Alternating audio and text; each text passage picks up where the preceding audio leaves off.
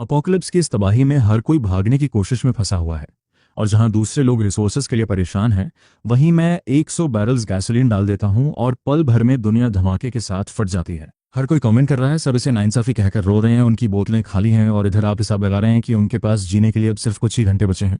मैंने इस अपोकलिप्स में पहले ही फाइनेंशियल फ्रीडम हासिल कर ली है। स्वागत है इनफाइनाइट रिसोर्सेज के इस खेल में, जो सबके लिए खुला है। ये सबके लिए एक सरप्राइज भी है और एक बेमकसद उड़ान भी। फर्क नहीं पड़ता कि आप कोई टाइकून है या कोई मामूली इंसान, अब सबकी ताकत बराबर है। ये समय रंगों से खाली हो चुका है। इस मौत जैसी खामोशी के बीच डिवाइन जजमेंट शुरू हो चुका है। वक्त के साथ एक अजीब खेल हुआ है। सबके लिए सर्वाइवल नहीं, वो आवाज़ सीधे मेरे दिमाग में गूंजती है। 1 घंटे से भी कम समय में रिपेंटेंस फैल जाएगा। ये कोई गेम नहीं है, ये तो सफ़र की शुरुआत है। सिस्टम कहता है सिर्फ 10 किलोमीटर और 10 मिनट्स बाद मैकेनिकल फेलियर। ये सर्वाइवल नहीं, बल्कि वक्त से पहले आई मौत है। सिस्टम बदकिस्मत लोगों को चुन रहा है। System modification. ध्यान दे, जोन C996 के player. Grey fog starting point से 30 किलोमीटर दूर है और 30 किलोमीटर पर आवर की रफ्तार से बढ़ रही है। कृपया अपनी व्हीकल स्टार्ट करें और तुरंत यहां से निकलें। ग्रे फॉग की चपेट में आने का मतलब है पूरी तरह से खत्म हो जाना। 1 घंटा, 30 किलोमीटर, और मैं सिर्फ 10 किलोमीटर का सफर तय कर सकता हूं। इसका मतलब है पक्की मौत। कोई मदद करो, मेरी गाड़ियां कहाँ हैं? वो फेरारी कहाँ है जो मैंने खरीदी थी? ये खटारा बुलेमान में कैसे बदल गई? मुझे ये वैन नहीं चलानी। ये कोई मजाक है क्या? जरूर ये कोई हिडन कैमरा शो होगा। मेरे बॉडीगार्ड्स कहाँ हैं? पर अब जो है उसी में संतोष करना होगा। मैं खुले में एक ट्राइसाइकिल चला रहा हूँ। रेड लाइन के नीचे सिस्टम इशारा दे रहा है कि मैं सिर्फ 20 किलोमीटर का सफर कर सकता हूँ। ये पूरा इलाका कब्रिस्तानों से भरा है। मैं रिफ्यूल कहाँ करूंगा? अगर गैसोलीन ही नहीं होगी तो मैं बचूंगा कैसे? कम से कम घर तो पहुंच जाऊं। शांत हो जाओ, मैं हाथ पर हाथ धरे नहीं बैठ सकता। भले ही मेरे पास पर्याप्त गैस ना हो, मुझे निकलना होगा। अगर मुझे रिसोर्सेज का कोई बॉक्स मिल जाए, चाहे उसकी उम्मीद 10 लाख में एक ही क्यों ना हो, मुझे दांव लगाना होगा। होस्ट की आत्मा का ट्रेड डिटेक्ट कर लिया गया है। Bone ring linking successful. American dowry, beginners के लिए बेनिफिट्स इन्फिनिट। सिर्फ आगे बढ़ते रहने पर ही आपको सर्वाइवल के बारे में बोलने का हक है। अगर गाड़ी आगे नहीं बढ़ी तो सोना चांदी सब कचरा है। रिसोर्सेज का इस्तेमाल करो। वुडन प्लैंक से फ्यूल टैंक को बचाओ। हेनवेई के इन्फिनिट फ्यूल वाले रिएक्शन मशीन से करंट फ्यूल टैंक को अपग्रेड कर दिया गया है। ये सिर्फ बचने के बारे में नहीं है, बल्कि इस नर्क में एक धड़कते हुए कोर का मालिक बनने के बारे में है। फ्यूल कंजम्पशन हार जाएगा, यही सच है। यही जिंदगी की पुकार है। धीरे और धीरे गैसोलीन की हर एक बूंद जिंदगी है। यहां से निकलो बड़े भाई, उठना मत, समझे? यूनिवर्सल फ्यूल मेरे लिए ये सबसे काम का इंजन है, लेकिन दूसरों के लिए सिर्फ एक बेकार सा लिक्विड। भागो। रात स्याही की तरह काली थी। पूरा इलाका अंधेरे की चादर में लिपटा हुआ था। हवा किसी ठंडी स्टील की छुरी की तरह चल रही थी। अपनी सिविलियन मोटरहोम के साथ मजबूती से आगे बढ़ते हुए मैं अकेला सड़क पर गाड़ी चला रहा था। मैंने स्टीयरिंग व्हील को कसकर पकड़ रखा था और बार बार रियर व्यू मिरर में देख रहा था। वह ग्रे फॉग की दीवार, जो कभी सुनामी की तरह सब कुछ निगलने के लिए पीछे पड़ी थी, आखिरकार फिलहाल पीछे छूट गई थी। लेकिन मैं एक पल के लिए भी ढील देने की हिम्मत नहीं कर सकता। पैनल पर लाल बत्ती कम हो रही है। ये मौत का बुलावा है। ग्रे फॉग के आने में बचा हुआ समय 8 आवर्स 59 मिनट्स। मुझे एक बंद पहाड़ी मिली और मैंने ब्रेक मार दिया। मेरे पास किस्मत को चुनौती देने वाली एक तरकीब है जिसे इन्फिनिट फ्यूल कहते हैं, लेकिन मेरी इस खटारा मोटरहोम की इन्फिनाइट ड्यूरेबिलिटी नहीं है। टायर्स अभी से जवाब दे रहे हैं। अगर मैं गाड़ी चलाता रहा तो मुझे डर है कि यह टुकड़े टुकड़े हो जाएगी।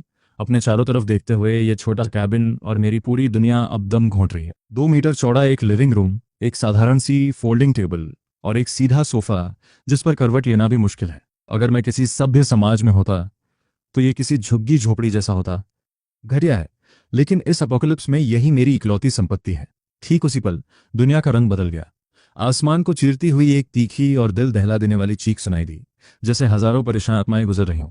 खिड़की के शीशे पर बड़ी तेजी से पाला जमने लगा, जैसे कोई सफेद साया सब कुछ निकल रहा हो। सिस्टम की एक जोरदार घोषणा गूंजती है, कोल्ड अटैक। मौजूदा तापमान अचानक गिरकर 10 तक पहुंच गया है और यह गिरना जारी रहेगा। ठंड ने तुरंत व्हीकल के अंदर घुसपैठ कर दी। मेरी छोड़ी हुई सांसें तुरंत सफेद धुंध बनकर जमने लगीं। अपनी सुन्न पड़ती उंगलियों को रगड़ते हुए मैंने रीजनल चैट चैनल खोला। मेरी आंखों के सामने जो आंकड़े आए उन्हें देखकर मेरी पुतलियां सिकोड़ गईं।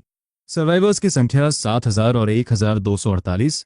सिर्फ 7 घंटों में 30 लाख लोग भाप बनकर हवा में उड़ गए। उन्हें ग्रे फॉग निकल गई या वे अजीब जीवों के हाथों मरे गए, कोई नहीं जानता। इस चैनल पर छाई हताशा किसी भी जंग से ज्यादा भयानक है।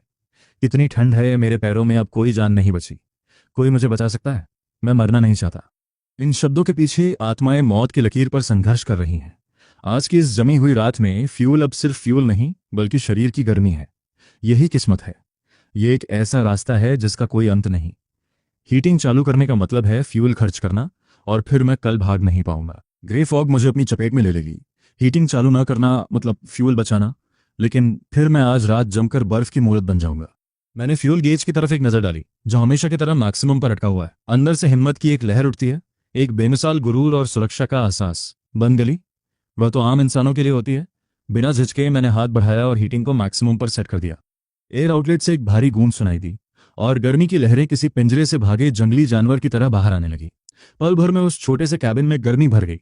कार के थर्मोमीटर की सुई 26 डिग्रीज पर आकर रुक गई। मैंने अपनी भारी असॉल्ट जैकेट उतार दी। अब मैं सिर्फ एक पतली टी शर्ट में था और आराम से ड्राइवर की सीट पर पीछे कर झुक गया। मुझे तो थोड़ी गर्मी भी महसूस होने लगी। ये एक भगवान जैसा विशेषाधिकार है। अब जब मैं संभल चुका हूं, मैंने उस लूट को गिनना शुरू किया जो मैंने तेज रफ्तार चोरियों के दौरान जमा की थी। 100 से ज्यादा रिसोर्सेज के बॉक्सेस ने मेरे कैबिन को भर दिया था। एक औसत प्लेयर के लिए वे 55 फ्यूल यूनिट्स किसी कीमती वरदान से कम नहीं है, लेकिन मेरे लिए ये सिर्फ लूट का एक हिस्सा भर है। इन बेचारे लोगों की मदद करने से मेरी इन्वेंट्री भी साफ हो जाएगी। मैंने चैनल पर बिक्री के लिए डाल दिया यूनिवर्सल फ्यूल। दिलचस्पी रखने वाले लोग मुझसे प्राइवेट में बात करें। देखते ही देखते चैनल पर हड़कंप मच गया। जो लोग पहले करा रहे थे वे अब पागल हो गए। कुछ ने मुझे ताना मारते हुए कहा कि मैं इस पर अपनी ऑटोबायोग्राफी लिख सकता हूं। कुछ ने रहम की भीख मांगी। हालांकि ज्यादातर लोगों ने पागलों की तरह ट्रेड करने की कोशिश की। आखिर में ढेर सारे खाने और एक राइफल जिसमें सिर्फ 3 गोलियां बची थीं के बदले फ्यूल की एक यूनिट का सौदा हुआ। एक्सचेंज खत्म। भूख का एक नया सबक। मेरी नज़र एक ऐसी रिसोर्स पर पड़ी जो सुनने में अजीब थी पर बहुत कीमती थी। एक लैम्प फॉन्ड्यू सेट। मैंने इलेक्ट्रिक स्टोव चालू किया। पानी उबलने लगा। उठती हुई भाप किसी रूहानी संगीत की तरह लगी थी। मेमने के मांस के लाल टुकड़े उबलते हुए शोरबे में तैरने लगे। एक ऐसी ताजगी और मांस की खुशबू जिसकी कोई बराबरी नहीं थी। इस सपनों जैसी जिंदगी को जीने का ये तो बस पहला दिन है। ये गाड़ी उतनी मजबूत नहीं है। अभी मैं इस सुकून में डूबा ही था कि तभी एक जोरदार धमाका हुआ। कोई गाड़ी के दरवाजे से बुरी तरह टकराया। इसके फौरन बाद धातु को खरोचने वाले नाखूनों की एक चुपती हुई आवाज सुनाई दी। खाना पकड़ते हुए मेरे हाथ हवा में ही रुक गए। चेहरे की मुस्कान पल भर में गायब हो गई। मेरी नजर किसी उस तरह की तरह तेज हो गई। ऐसा लगता है कि अपोकलिप्स के इस जश्न में थोड़े खून के तड़के की जरूरत है। आवाज आती है, कृपया दरवाजा खोलिए। मैं लेवन हूँ।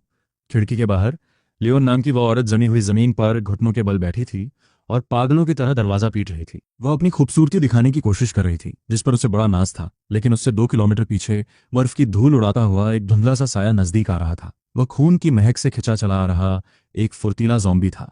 मैं ड्राइवर की सीट पर बैठा सिस्टम पैनल देख रहा था। कल रात की भयानक लड़ाई ने मेरी कार के बाएं दरवाजे की ड्यूरेबिलिटी को सिर्फ 8% पर छोड़ दिया था। अगर मैं उसे बचाने के लिए दरवाजा खोलता हूं तो ज़ॉम्बी के हमले से हम 2 मारे जाएंगे। मैंने उन सामानों को देखा जो मैंने अभी जमा किए थे। मेरी आवाज बाहर चल रही हवा की तरह ठंडी थी। मुझे माफ करना, तुम यहाँ आकर रास्ते में सिर्फ मेरा खाना ही खत्म करोगी। ये सब कल रात शुरू हुआ था। कार के बाहर तापमान -25 डिग्री सेल्सियस था। वह 26 डिग्री सेल्सियस के नियंत्रित तापमान वाली एक मोटर होम में छिपा हुआ था, फोंड्यू खा रहा था और गाने गा रहा था। तभी अचानक उन खरोंचों की आवाज ने मेरे रोंगटे खड़े कर दिए, जैसे कोई जंग लगे लोहे के चम्मच से मेरे पीछे के दांतों को खुरच रहा हो। मैं सहम गया और मैंने तेजी से सिर घुमाया। खिड़की से एक विकृत चेहरा चिपका हुआ था, जो कार के अंदर की मांस की खुशबू को लालच से सूंघ रहा था। सिस्टम ने एक जोरदार अलार्म बजाया, फोर्स 30। इससे पहले कि मैं कुछ समझ पाता, उस विशालकाय राक्षस ने अपने पंजे से हमला किया। 3 टन वजनी वह मोटरहोम बुरी तरह हिल गई। पीछे का लोहे का दरवाजा अंदर की तरफ धंस गया और उस पर पंजे के 3 खौफनाक निशान उभर आए। मैंने अनजाने में डेमोनिक सोर्ड कुछ हुआ। उसके ठंडे एहसास ने मुझे थोड़ा सुकून दिया, लेकिन अगले ही पल मैं हिचकिचाया। मेरे पास 3 गोलियां थीं। मैंने दिमाग में तेजी से हिसाब लगाया। गोली चलाने के लिए मुझे खिड़की नीचे करनी होगी। क्या मेरी गोली उस 30 की फोर्स वाले पंजे से ज्यादा तेज होगी? मैंने उन धुंधली मरी हुई मछली जैसी आंखों को देखा और जमीन को देखा जहां वो कार के दरवाजे के पास फंसा हुआ था। छोड़ो इसे। एक असली मर्द अपनी जान दांव पर नहीं लगाता, खासकर तब जब उसके पास एक तरकीब हो। मैं उसकी ताकत का सामना अपनी कमजोरी से क्यों करूं? मैं तेजी से कैबिन की तरफ भागा। मुझे एक शानदार आइडिया आया। अगर तुम मुझे खाना चाहते हो तो चलो देखते हैं कि तुम्हारी हड्डियां ज्यादा सख्त हैं या पुराने जमाने की ये गोल्ड मैग्नेटिक स्ट्रिप। मैंने उस गोल्डन एक्सेलरेटेड पैडल को पूरी ताकत से दबा दिया। वह चलता फिरता घर किसी पागल गांडे की तरह दौड़ने लगा। दरवाजे से लटका हुआ वह ज़ॉम्बी सड़क किनारे की जंग लगी लोहे की रेलिंग से बुरी तरह रगड़ा गया, जैसे कोई हाइड्रोलिक प्रेस किसी टमाटर को कुचल देती है। वो ज़ॉम्बी फोर्स देखते ही देखते रेलिंग पर कीचड़ का एक ढेर बन गए। इसी पल सिस्टम नोटिफाई करता है कि एक अजीब ऑब्जेक्ट नीचे गिरा है। एक प्लेन। आरवी इंप्रूवमेंट के प्लान्स कल रात मिलने के बाद मैंने उनकी रिक्वायरमेंट्स चेक की। 50 स्टील यूनिट्स और 10 रबर यूनिट्स की जरूरत है। भले ही मेरी कार के पास इन्फिनिट पावर है, लेकिन ये अभी भी बहुत फ्रेजाइल है। मुझे फ़ौरन कुछ करना होगा। तभी एक हेल्प मैसेज आता है, मेरी कार खराब हो गई है, कोई मेरी मदद करो। मैं कुछ भी करने को तैयार हूँ। फिर वही पुराना दाव। इस अपोकलिप्स की दुनिया में अपने कोऑर्डिनेट्स बताना सीधा सुसाइड करने जैसा है। मैंने स्क्रीन की तरफ देखा और ज़्यादा नहीं सोचा। ठीक उसी वक्त मेरे सामने एक बहुत बड़ा नज़ारा था। एक मिलिट्री ऑफिसर का हेलीकॉप्टर क्रैश हुआ पड़ा है। वहाँ टॉप क्वालिटी का स्पेशल स्टील मिल सकता है, लेकिन सिस्टम रेडार दिखा रहा है कि उस मलबे के आसपास ज़ॉम्बीज का एक झुंड एक दूसरे से सटकर घूम रहा है। उनसे सीधा लड़ना समझदारी नहीं होगी। मैंने एक्सीलरेटर पर पैर रखा और इंजन दहाड़ उठा। वैसे मैंने उन ज़ॉम्बीज का ध्यान अपनी तरफ खींच लिया था, लेकिन करीब 2 किलोमीटर का चक्कर काटने के बाद मैं उन्हें पीछे छोड़ने में कामयाब रहा। मैं शान से वापस लौटा ताकि उस हेलीकॉप्टर को अकेले ही लूट सकूं। लेकिन जैसे ही मैं मलबे के करीब पहुंचा, मुझे लगा मैं सेफ हूं, तभी एक जोरदार धमाके ने गाड़ी को हिलाकर रख दिया। चारों टायर्स एक साथ डिफ्लेट हो गए। अब मेरे पास मजबूरन आगे बढ़ने के अलावा कोई रास्ता नहीं था। तभी दीवार के पीछे से एक पुरानी येलो टैक्सी बाहर निकलती है। वो औरत जिसका नाम लुइसान था, उसके पीछे 2 संदिग्ध लोग भी थे। वो कहती है, भाई गाड़ी खराब हो गई है, यहाँ बहुत ज़ॉम्बीज हैं, जल्दी नीचे आओ, हम एक दूसरे की मदद करेंगे। मैं जवाब देता हूँ, इसकी कोई ज़रूरत नहीं है, मेरी कार ठीक हो सकती है। वो चिढ़कर कहती है, तुम्हें अच्छाई की कदर नहीं है ना? मैंने ये जाल बिछाने में बहुत मेहनत की है। अब जब तुम्हें पता चल ही गया है, तो ये कार और औरत यहीं छोड़ो और यहाँ से दफ़ा हो जाओ। तो ये बात थी। कल रात का वो हेल्प मैसेज कोई सुसाइड अटेम्प्ट नहीं, बल्कि एक चारा था। वो आदमी गिड़गिड़ाने लगा, बड़े भाई मुझे माफ़ कर दो, ये सब बस एक गलतफहमी है।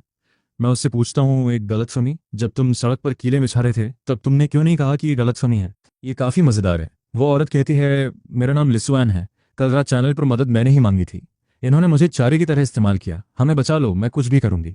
मैंने एक ठंडी आ भरी। मेरी आंखों में कोई रहम नहीं था। मेरे लिए ये सब बस कचरे जैसा था। मैंने उन पर ध्यान देना भी जरूरी नहीं समझा। मैं मुड़ा और सीधा हेलीकॉप्टर की तरफ बढ़ा। सिस्टम कमांड आता है, डिसमेंटल। अपने हाथ में वो टायर्स और स्टील देखकर ऐसा लग रहा है जैसे मैं कोई गेम खेल रहा हूं, लेकिन ये ठंडी हवा हकीकत का एहसास करा रही है। अभी भी मटेरियल्स कम है, मुझे आगे वाले हेलीकॉप्टर तक जाना ही होगा। मैं ऐसे किसी इंसान को साथ नहीं ले जा सकता जो नुकसान पहुंचाए, इसलिए मैंने उसे चिल्लाते हुए छोड़ दिया। वो पीछे से चीखती है, आई एम सॉरी, इस रास्ते पर तुम अकेले मेरा खा खाओगे, तुम्हें मेरी जिम्मेदारी लेनी होगी। मैं अपनी जर्जर सी मोटर होम को लेकर प्लेन के मलबे तक पहुंच गया। सिस्टम कमांड आता है, ब्रेक डाउन। एक नीली प्रोग्रेस बार खाली जगह में चमकने लगी। ठीक उसी पल खून से लथपथ एक लेवल 1 एजाइल ज़ॉम्बी मुझसे महज 30 मीटर की दूरी पर था। वो मेरी तरफ पागलों की तरह दौड़ रहा था। मैं बस उस नीली पट्टी को घूर रहा था। हर एक सेकंड सदियों जैसा लग रहा था। जैसे ही उसका काला पंजा मेरी पीठ को छूने वाला था, डिकम्पोजिशन कंप्लीट हो गया। मुझे कुछ रेयर आइटम्स मिले। मटेरियल्स चेक करने का वक्त नहीं था। मैं तेजी से पलटा और गाड़ी की तरफ भागा। वो एजाइल ज़ॉम्बी अपनी तेज रफ्तार की वजह से किसी गोले की तरह हवा में उड़ता हुआ निकल गया। मैंने गाड़ी का दरवाजा जोर से बंद किया और अनाड़ीपन में अपडेट बटन दबा दिया। ये एवोल्यूशनरी सिस्टम कभी हार नहीं मानता। अब गाड़ी के सारे टायर्स नए हो चुके थे।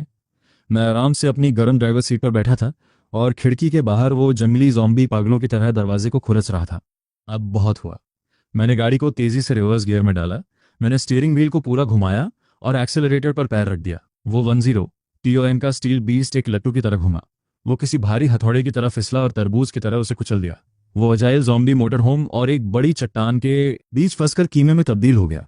तभी ड्राइविंग करते हुए एक चमकता हुआ लाल एडवर्टाइजमेंट सामने आता है। मेरी आंखें फटी की फटी रह गई। दूसरों के लिए ऑटोमेटिक ड्राइविंग महज आराम है, लेकिन मेरे लिए, जिसके पास इन्फिनिट फ्यूल है, इसका मतलब खतरा है। मेरी इंप्रूवमेंट की रफ्तार अभी भी बहुत धीमी है। मुझे और तेज होना होगा।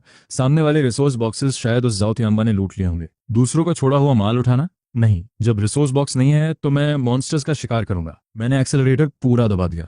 वो विशाल काली मोटर होम एक जंगली जानवर की तरह दहाड़ी।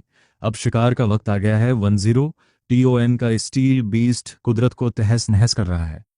पहले मैं बस अपनी झुंझलाहट निकाल सकता था, लेकिन अब एक साफ धात्विक आवाज सुनाई दी। System mission 25 millimetre automatic cannon का प्लान कंप्लीट हो गया। शानदार। मुझे एक आखिरी रिसोर्स बॉक्स दिखता है। उसमें पिस्टल के लिए स्पेशल डेडली एंटी करोजन एमिनिशन है। मैंने एक बॉटल एंटीबायोटिक्स के बदले उसे एक्सचेंज करने का सोचा। इन्फेक्शन के सामने जिंदगी ही सबसे बड़ी प्रायोरिटी है। मैंने मैसेज किया, बाहर क्या हो रहा है?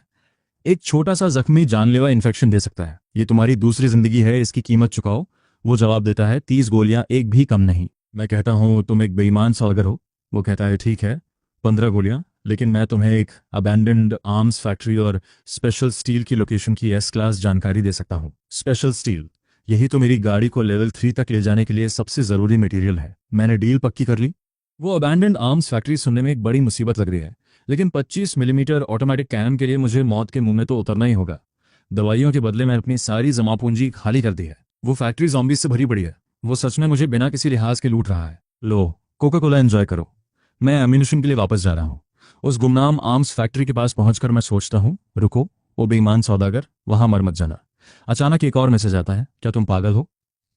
मदद यहां तक पहुंच गई है। ये जूती तियांबा था, LV3 ऑटोमेटिक ड्राइविंग का फाउंडर। वो कहता है, जब तक तुम आने की हिम्मत रखोगे आदमी टैंक्स चलाएंगे और औरतें गाएंगी।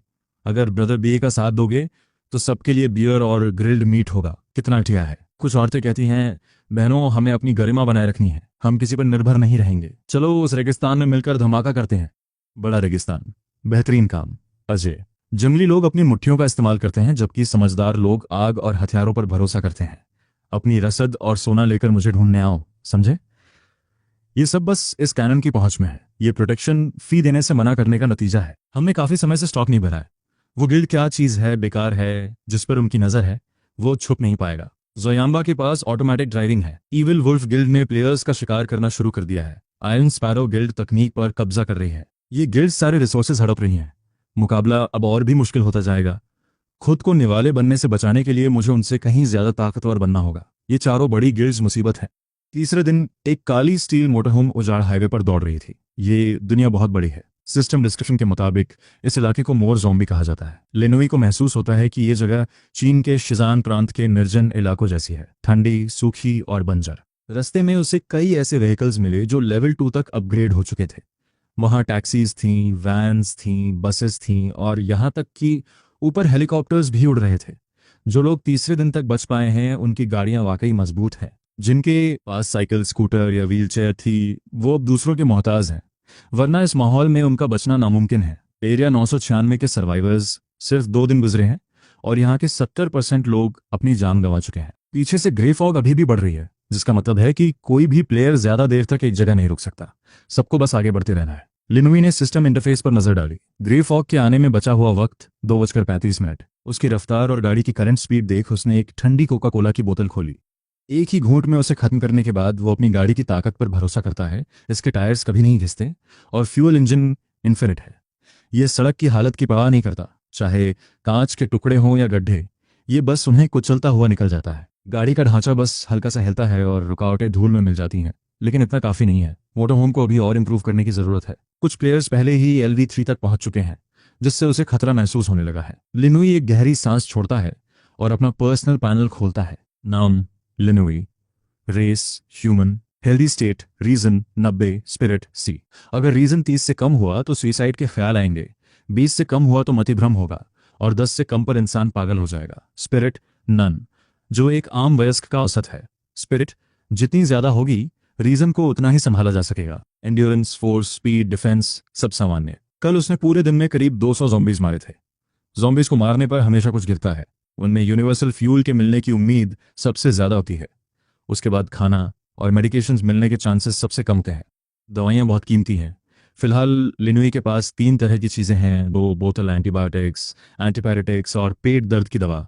सामान से भरी हुई मोटरहोम को देखकर उसने एक ठंडी आह भरी। अब वो और सामान नहीं रख सकता। वो सोचता है, अगर मैं ऐसे ही ज़ॉम्बीज मारता रहा तो जगह कम पड़ जाएगी। तभी लिनोई ने लेवल 3 व्हीकल अपग्रेड के प्लान्स निकाले। सिस्टम उसे अपडेट के 2 ऑप्शंस देता है। नॉर्मल वर्जन का ऑप्शन, जिसमें 70 ऑर्डिनरी स्टील का इस्तेमाल होगा। Element of X10 electronic manager के जरिए व्हीकल पर एक अटैक मशीन गन माउंट की जा सकती है। ऑप्शन बी में कैलिबर 7 का इस्तेमाल होता है, जो armoured steel X10 bullet proof consume करता है। मैनेजर एलिमेंट X10 और X1 फायर कंट्रोल चिप के इफेक्ट से एक automatic heavy chain gun unlock होती है। ये 25 मिलीमीटर कैलिबर गाड़ी के इंटीरियर स्पेस को 20 M⁻³ तक बढ़ा देता है और कार बॉडी का डिफेंस सिस्टम 200 तक पहुंच जाता है। गाड़ी का टनेज अब बढ़कर 20 टन हो गया है। लिनोई इसके बारे में ज्यादा नहीं सोचता और सीधे ऑप्शन बी चुनता है। एक 7.62 मिलीमीटर मशीन गन सिर्फ इंसानों को मारने के काम आती है और ज़ॉम्बीज को ढेर करने के लिए कई गोलियां खर्च करनी पड़ती हैं। उससे बेहतर तो गाड़ी से उन्हें सीधे कुचल देना है। आगे चलकर यकीनन और भी शक्तिशाली मॉन्स्टर्स मिलेंगे, लेकिन एक 25 मिलीमीटर कैनन महज एक शॉट में ज़ॉम्बी का सिर चीथड़ों में उड़ा सकती है। 2 शॉट्स किसी भी आर्मर्ड व्हीकल के कवच को चीरने के लिए काफी है। लिनोई के पास पहले से ही एलिमेंट ऑफ इलेक्ट्रॉनिक मैनेजर और फायर कंट्रोल चिप मौजूद है, जो उसने मिलिट्री हेलीकॉप्टर से हासिल किए थे, लेकिन अभी भी 90 यूनिट्स आर्मर्ड स्टील की कमी है।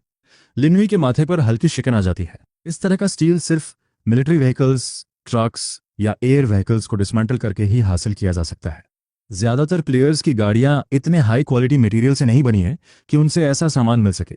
खुशकिस्मती से प्लेयर बेस काफी बड़ा है और कोई ना कोई ऐसा जरूर होगा जिसे यह स्पेशल स्टील मिला हो। लिनोई रीजनल चैनल पर एक नजर डालता है। इतने दिनों के एक्सप्लोरेशन के बाद उसे रीजनल चैनल के रूल समझ आ चुके हैं।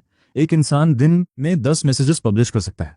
अगर कोई ज्यादा बोलना चाहता है तो उसे बोल्ड और कलर्ड मैसेजेस पोस्ट करने होंगे। स्पेशल इफेक्ट्स के लिए 20 यूनिट्स यूनिवर्सल फ्यूल खर्च करना पड़ता है और पूरे चैनल पर इंफॉर्मेशन हाईलाइट करने के लिए 50 यूनिट्स यूनिवर्सल फ्यूल की जरूरत होती है। 2 दिन और 2 रातों के संघर्ष के बाद वो चैनल जो पहले पूरी तरह अस्त व्यस्त था, अब साफ तौर पर एक क्लास डिफरेंशिएशन दिखा रहा है।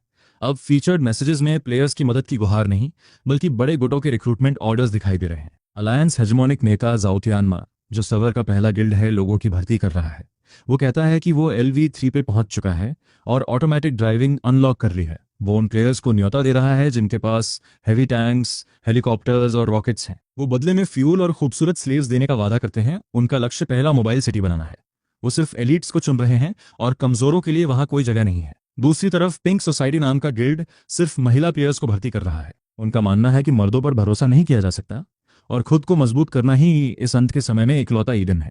Heavy industries of iron and steel हर तरह के व्हीकल प्लान्स और स्पेशल पार्ट्स को ऊंचे दाम पर खरीद रहे हैं। उनके पास सर्वर के सबसे बेहतरीन कार मैकेनिक्स और गनस्मिथ्स हैं। उधर इविल वुल्फ गिल्ड का अंदाज अलग है। वो कहते हैं कि कमजोर लोग ही भीड़ में चलते हैं, जबकि ताकतवर लोग लुटेरे होते हैं। वो उन आउटलॉज को भर्ती कर रहे हैं जो बेखौफ होकर कत्ल और लूटपाट कर सके। वो उन प्लेयर्स के कोऑर्डिनेट्स देने पर इनाम भी दे रहे हैं जो फैट शीप यानी मालदार शिकार हो सकते हैं। इन 4 बड़े गिल्ड्स ने अपना शुरुआती दबदबा बनाना शुरू कर दिया है। लिनोई इन रिक्रूटमेंट ऑर्डर्स को देखते हुए गहराई से सोचता है। C99 रीजन में जू टियानबा पहला प्लेयर है जो LV3 तक पहुंचा है। इस कयामत की घड़ी में गिल्ड्स का जन्म होना लिनोई के लिए कोई हैरानी की बात नहीं है। इंसान एक सामाजिक प्राणी है और मुश्किल वक्त में साथ आना उसकी फितरत है। और सच तो यह है कि भीड़ में ताकत होती है। अगर उसके पास ये गोल्डन फिंगर ना होता तो शायद वो भी किसी गिल्ड में शामिल होने का सोचता, लेकिन इस शक्ति के रहते उसे इसकी कोई जरूरत नहीं है। जहां तक खुद का गिल्ड बनाने की बात है, लिनोई को इसमें कोई दिलचस्पी नहीं है, क्योंकि एक ऑर्गेनाइजेशन को मैनेज करना बहुत बड़ी सरदर्दी है। बस कुछ एम्प्लॉयज को हायर कर लेना ही काफी होगा। सिस्टम के दूसरे सर्वाइवल रूल के मुताबिक गाड़ी के अंदर आप ही एब्सोल्यूट बॉस हैं और कोई दूसरा प्लेयर आपको नुकसान नहीं पहुंचा सकता। गाड़ी का सामान भी चोरी नहीं होगा जब तक कि प्लेयर खुद न मर जाए, इसलिए हायर्ड एम्प्लॉयज पूरी तरह सुरक्षित रहेंगे। लिनोई चुपचाप सोचते हुए रीजनल चैनल पर एक के बाद एक कई मैसेजेस भेजता है। वो आर्मर्ड स्टील खरीदना चाहता है और आइटम प्राइस ट्रांजैक्शंस के लिए प्राइवेट चैट में आने को कहता है। 1 घंटे बाद वो 20 यूनिट्स खरीदने में कामयाब होता है और बदले में 5 यूनिवर्सल फ्यूल खर्च करता है। बेचने वाले प्लेयर ने उसे आगाह किया कि हेवी इंडस्ट्रीज और अलायंस हेजेमोनिक जैसे गिल्ड्स बहुत ऊंचे दामों पर एरोनॉटिकल स्टील और फायर कंट्रोल चिप्स खरीद रहे हैं। इन बड़े गिल्ड्स के आने से एक बड़ी समस्या खड़ी हो गई है। आम प्लेयर्स के पास जो भी कीमती सामान आता है उसे ये दिग्गज फौरन खरीद लेते हैं। वो धीरे धीरे टॉप क्वालिटी मटेरियल्स पर अपना एकाधिकार जमा लेंगे, जिससे उनकी ताकत बहुत तेजी से बढ़ेगी। यही वजह है कि इतनी जल्दी लेवल 3 वाले व्हीकल्स नजर आने लगे हैं। लिनोई की आंखें गहरी हो जाती हैं। वो हर वक्त चैनल पे नजर नहीं रख सकता वरना बहुत सारी इंफॉर्मेशन छूट जाएगी। वो फैसला करता है कि अगर स्टील नहीं मिल रहा तो पहले खुद की हिफाजत के लिए गोलियां खरीदी जाएं। उसके पास सिर्फ एक स्पेयर बुलेट बची है जिससे उसे असुरक्षित महसूस हो रहा है। वो स्पेशल ऑक्सिलरी बुलेट्स के लिए मैसेज डालता है। सुकिनियन नाम का एक प्लेयर रिप्लाई करता है कि उसके पास 9 गोलियां हैं। लिनोई सोचता है, एंटीबायोटिक्स इस कयामत के वक्त में बहुत कीमती हैं। हर कोई मेरी तरह सुरक्षित जगह नहीं रहता। वो मोलभाव करता है और आखिरकार एक बॉटल एंटीबायोटिक्स के बदले 30 ऑक्सिलरी बुलेट्स का सौदा तय होता है। गोलियां देखकर लिनोई का मन भर आता है और वो सुकिनियन से पूछता है कि उसे ये कहां से मिली। करीब 10 मिनट के इंतजार के बाद सुकिनियन जवाब देता है कि अगर वो और एंटीबायोटिक्स दे तो वो बता सकता है। लिनोई उसे समझाता है कि उसके पास भी ज्यादा दवाइयां नहीं हैं और उसे भविष्य के लिए बचानी होंगी। आखिरकार एक यूनिट यूनिवर्सल फ्यूल के बदले सुकिनियन उसे बताता है कि यह सामान एक अबैंडन्ड वेपन्स फैक्ट्री में मिला है जिसका कोऑर्डिनेट C99 है। लिनोई का दिल तेजी से धड़कने लगता है। उसे ताज्जुब होता है कि सुकिनियन खुद वहां क्यों नहीं गया। यूनिवर्सल फ्यूल मिलने के बाद सुकिनियन खुलासा करता है कि वो जगह बहुत खतरनाक है। वहां लेवल 2 का एक ज़ॉम्बी नेस्ट है जिसमें करीब 200 लेवल 1 ज़ॉम्बीज भरे हुए हैं। लिनोई सुकिनियन के साथ चैट बंद करके सोच में डूब जाता है। यह जानकारी झूठी भी हो सकती है, या अगर सच है तो उसे लेवल 2 के खतरनाक ज़ॉम्बीज का सामना करना होगा जिनकी ताकत का उसे अंदाजा नहीं है। उसे यह भी नहीं पता कि सुकिनियन ने यह जानकारी और कितने लोगों को बेची है। सबसे बुरा यह होगा कि उसे वहां किसी बड़े गिल्ड का सामना करना पड़े। अंत में वो जगह एक ट्रैप भी हो सकती है। इस दुनिया में मॉन्स्टर्स तो खतरनाक हैं ही, लेकिन इंसान उनसे भी ज्यादा शातिर और धोखेबाज है। 5 मिनट बाद लिनोई फैसला करता है। वो कोऑर्डिनेट्स करीब 300 किलोमीटर दूर है। वो वहां जाकर हालात का जायजा लेगा। आखिर स्पेशल स्टील इतनी आसानी से नहीं मिलने वाला और बिना रिस्क लिए कैंपर वैन को अपग्रेड करना मुमकिन नहीं है। वो रीजल चैट पर ग्रेनेड्स, लैंड माइन्स और फ्यूल के बदले दवाइयों का ट्रेड करने का एक और मैसेज डालता है ताकि उसकी कॉम्बैट पावर बढ़ सके। सिस्टम को बंद करके लिनुई एक्सेलरेटर पर पैर रखता है और उसकी मंजिल है अबैंडन वेपनरी फैक्ट्री। 200 किलोमीटर का सफर तय करने के बाद उसे वीरान रास्तों पर पुरानी इमारतें दिखने लगती हैं। फैक्ट्री से करीब 50 किलोमीटर पहले एक पुराना गैस स्टेशन आता है। वहां के गैस पंप्स को जबरदस्ती खोला गया है और अंदर सब कुछ खाली है। लिन्यूई अपनी कैंपर वैन को गैस स्टेशन की छत के नीचे धीरे से रोकता है। हालांकि उसके पास फ्यूल की कमी नहीं है, लेकिन लंबे समय तक हाई स्पीड पर गाड़ी चलाने से वो काफी तनाव में है। उसे ताज़ी हवा की और गाड़ी के बम्पर पर चिपके ज़ॉम्बी के मांस के टुकड़ों को साफ करने की जरूरत है। रास्ते में उसने कई ज़ॉम्बीज को कुचला था और अगर वो सड़ा हुआ मांस साफ नहीं किया तो उसकी बदबू एयर कंडीशनर के जरिए अंदर आएगी और उसका सेन वैल्यू कम कर देगी। लिन्यूई बाल्टी और ब्रश लेकर नीचे उतरता है और उन एलॉय स्पाइक्स को साफ करने लगता है। गहरा लाल खून नालियों में बहने लगता है। तभी एक इंजन की आवाज खामोशी को चीर देती है। एक पुरानी रस्टी वैन काला धुआं छोड़ते हुए वहां दाखिल होती है। उसमें से एक अधेड़ उम्र का आदमी बाहर निकलता है जिसने ग्रीस से सना हुआ जंपसूट पहना है। उसकी आंखें धसी हुई है और वो देखने में काफी शातिर और लालची लगता है। जब वो लिन्यूई की उस फौलादी ब्लैक कैंपर वैन को देखता है तो उसकी आंखों में एक अजीब सी चमक आ जाती है। वो हाथ मलते हुए चापलूसी भरी मुस्कान के साथ लिन्यूई की तरफ दौड़ता है और कहता है, क्या बात है बॉस, असली बॉस तो आप निकले। ये गाड़ी तो वाकई कमाल है। इसका वजन तो कई टन होगा, है ना? अगर कोई ज़ॉम्बी इससे टकरा जाए तो उसका कचरा बन जाएगा। लिन्यूई बिना रुके अपना काम जारी रखता है और उसे ठंडी नजरों से देखता है, जिससे उस आदमी का दिल कांप उठता है और वो अपना हाथ झटके से पीछे खींच लेता है। छोटा भाई लिन्यूई, मुझे गलत मत समझो, मैं तो बस तुम्हारी गाड़ी की तारीफ कर रहा था। अरे बॉस, तुम्हारी इस गाड़ी में लोगों की कमी लगी है। वो अपनी बात रोककर बड़ी मासूमियत के साथ चापलूसी करने लगता है। मेरा नाम वांगो है, मैं सालों तक शेफ रहा हूँ। मैं बहुत अच्छा खाना बनाता हूँ और मुझे मैकेनिक्स के बारे में भी थोड़ी जानकारी है। मौसम बदलने पर गाड़ी में क्या करना है या पंक्चर्स कैसे ठीक करने हैं, मुझे सब पता है। अकेले ड्राइविंग करना बहुत थका देने वाला काम है। मुझे अपने साथ ले चलो, मैं बहुत मेहनती हूँ। बस मुझे थोड़ा खाना दे देना, उतना ही काफ़ी है। मैं तो फर्श पर भी सो जाऊंगा। वैंगो ये सब बातें कर रहा है, लेकिन उसकी तिरछी नजरें उस कैंपर वैन पर जमी हुई हैं। आधे खुले दरवाजे से अंदर का शानदार माहौल और कंट्रोल्ड इंटीरियर टेम्परेचर साफ महसूस हो रही है। वहां से आने वाली ताज़ी और साफ खुशबू उसे दीवाना बना रही है। तभी वो अपनी बुलिनन वन वैन के बारे में सोचता है, जिसमें न एयर कंडीशनिंग है न हीटिंग, और जो पत्थर की तरह सख्त है। वो मन ही मन सोच रहा है, अगर मैं बस इस गाड़ी में अपनी जगह बना लूं तो मेरी पूरी जिंदगी आराम से कट जाएगी। लिन्यूई अपना काम रोकता है और पीछे मुड़ता है। वो ऊंचाई से उस मुस्कुराते हुए अधेड़ उम्र के आदमी को देखता है। अगर कोई आम प्लेयर होता तो शायद उसकी मासूमियत भरी बातों में आ जाता, लेकिन लिन्यूई बचपन से ही समाज की ठोकरें खाकर बड़ा हुआ है। वो अच्छी तरह जानता है कि इस तरह के लोग सिर्फ धोखेबाज और मक्कार होते हैं। लिन्यूई तंज कसते हुए अपने हाथ का गंदा पानी जमीन पर फेंक देता है। ये हाई क्वालिटी के बुलेट प्रूफ टायर्स हैं, है ना? तुम्हारी मेरे लिए कोई वैल्यू नहीं है। ये शब्द बिल्कुल सीधे और दो टूक थे, जिसमें बातचीत की कोई गुंजाइश नहीं थी। वैंगो के चेहरे की मुस्कुराहट पल भर में जम जाती है। उसने सपने में भी नहीं सोचा था कि ये नौजवान इतना सख्त होगा कि उसे एक मौका तक नहीं देगा। छोटा भाई, ऐसे मत करो, मुसीबत में दोस्त साथ हो तो अच्छा रहता है। लिन्यूई बिना वक्त जाया किए सीधे अपनी कमर से वेपन निकाल लेता है। मुझे दोस्तों की जरूरत नहीं है, बस एक शिकार की कमी थी। क्या तुम वो बनना चाहोगे? वो इंटरनेट का कुत्ता वैंगो थर थर कांपने लगता है। एक पल के लिए उसकी आंखों में नफरत की चमक दिखाई देती है, जो सीधे लिन्यूई की नजरों से टकराती है। ठीक है, तुम महान हो, अब परेशान नहीं करूंगा, वो दांत पीसते हुए कहता है। वो दुम दबाकर अपनी खटारा वैन की तरफ भागता है और जोर से एक्सेलरेटर दबा देता है। वो गैस स्टेशन से काला धुआं छोड़ते हुए वहां से फरार हो जाता है। लिन्यूई अपना वेपन वापस रखता है और उस बेकार सी गाड़ी को जाते हुए देखता है। उसके लिए ये रोज की बात है, लेकिन उसे अंदाजा नहीं था कि 2 किलोमीटर दूर जाकर उस इंटरनेट के कुत्ते ने अपनी गाड़ी एक मिट्टी के टीले के पीछे छिपा दी है। आखिर चल क्या रहा है? क्या सिर्फ किस्मत के जोर पर उसे वो मोबाइल होम मिल गया? इतना घमंड? वो गुस्से में स्टीयरिंग व्हील पर जोर से हाथ मारता है। उसके चेहरे से चापलूसी गायब हो चुकी है और अब सिर्फ जहरीली नफरत बची है। तुम मुझे साथ नहीं ले जाओगे? सब कुछ अकेले हड़पना चाहते हो? अब मैं तुम्हें ये सब उगलने पर मजबूर कर दूंगा। आए। वो अपनी आंखें सिकोड़कर वर्ल्ड चैनल खोलता है और रशियन बेयर गिल्ड के एक मेंबर को प्राइवेट मैसेज भेजता है। मैं एक रिपोर्ट करना चाहता हूँ। मुझे एक बहुत मोटी भीड़ मिली है। कुछ ही सेकंड्स में दूसरी तरफ से वियोन का जवाब आता है। कैसा माल है? इंटरनेट के कुत्ते, एक heavily armed black motor home. ये शायद LV3 है। उसे चलाने वाला अकेला आदमी है और गाड़ी सामान से पूरी लदी हुई है। मैंने खुद अपनी आंखों से देखा है। कोऑर्डिनेट्स बताओ। एरिया C996 गैस स्टेशन के पास। दूसरी तरफ कुछ पल के लिए सन्नाटा छा जाता है। एक अकेला आदमी, हेविली आर्म्ड मोटर होम, क्या तुम पक्का कह सकते हो? बिल्कुल पक्का, मैंने उसे अभी अभी देखा है। वो गाड़ी बहुत पावरफुल है। उसके टायर्स तक हमेशा चमकते रहते हैं। जब तुम उसे खत्म कर दो तो बस मुझे थोड़ा सा हिस्सा दे देना। मुझे 10 पोर्शंस यूनिवर्सल फ्यूल चाहिए, ठीक है? उस पर नजर रखो, उसे भागने मत देना। अगर सब सही रहा तो तुम्हें फ्यूल मिल जाएगा। स्क्रीन पर यह जवाब देखकर वो इंटरनेट का कुत्ता एक क्रूर मुस्कान देता है। बच्चे, अब मैं तुम्हें बताऊंगा कि इस बूढ़े का अपमान करने का क्या नतीजा होता है। अब मैं तुम्हें सीधा मुझ के पास भेजूंगा। इधर आधे घंटे बाद लिनुई अपनी मोटर होम चलाते हुए एक अबैंडन्ड वेपनरी फैक्ट्री के किनारे पहुंचता है। ये जगह बहुत ही सुनसान और वीरान है। वो ज़ॉम्बीज को मारते वक्त मिले हुए बिनोक्यूलर्स उठाता है और दूर से मुआयना करने लगता है। वहां की ज्यादातर इमारतें पहले ही ढह चुकी हैं, बस कुछ विशाल फैक्ट्रीज ही बड़ी मुश्किल से खड़ी हैं। फैक्ट्री की बाहरी दीवार लाल ईंटों की बनी है, जिस पर सूखी बेलें और कैंटीले तार लगे हैं। अंदर कुछ डरावने साए बिना किसी मकसद के यहाँ वहां घूम रहे हैं। यकीनन यहाँ बहुत सारे ज़ॉम्बीज हैं, लेकिन अभी तक कोई सेकंड ऑर्डर ज़ॉम्बी दिखाई नहीं दिया। मुझे फैक्ट्री के अंदर जाना चाहिए।